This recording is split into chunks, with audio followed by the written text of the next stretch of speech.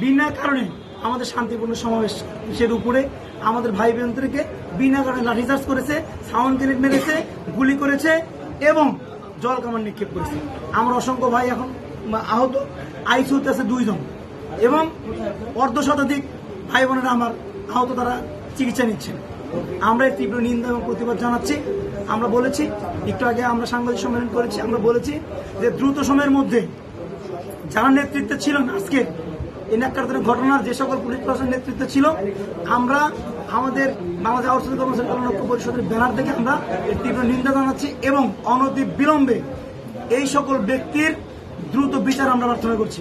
সরকারের কাছে দ্রুত আমরা বিচার দাবি করছি, তারা দ্রুত বিচার করবে এবং আমাদের আহত সকল ভাই বোনদের সুচিকিৎসা নিশ্চিত সরকার করবে, এই দায়িত্ব নিয়ে।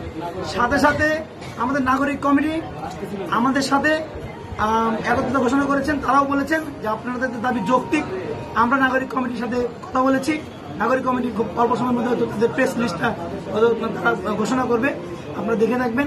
কারণ আমরা যেটা চাই সেটা হচ্ছে এর বিচার যতক্ষণ না করা হবে এবং আমাদের যে ন্যায্য দাবি, যে দাবি নিয়ে আমরা আসলে মাঠে ছিলাম, এই দাবিটি বাস্তবায়ন করার উদ্যোগ যতক্ষণ পর্যন্ত গ্রহণ করা না হবে, আগামীকাল সকাল 10টার মধ্যে যদি এই উদ্যোগ গ্রহণ না করা হয়, আমাদের সাথে যদি আলোচনা শুরু না করা হয়, আমাদেরকে যদি না ডাকা হয়, তাহলে আমাদের সকল প্রতিষ্ঠান, সারা বাংলাদেশ সকল সরকারি, আধা সরকারি, স্বায়ত্তশাসিত দপ্তর পরিদপ্তরে যারা কর্মরত আছে, তারা একদম তাদের প্রতিষ্ঠানের ভিতরে অবস্থান কর্মসূচি পালন করবে আজকের ঘটনার নিন্দা জানিয়ে এবং আজকের ঘটনার সাথে আমাদের যে কর্মসূচি, এই কর্মসূচি একত্রিত ঘোষণা করবে।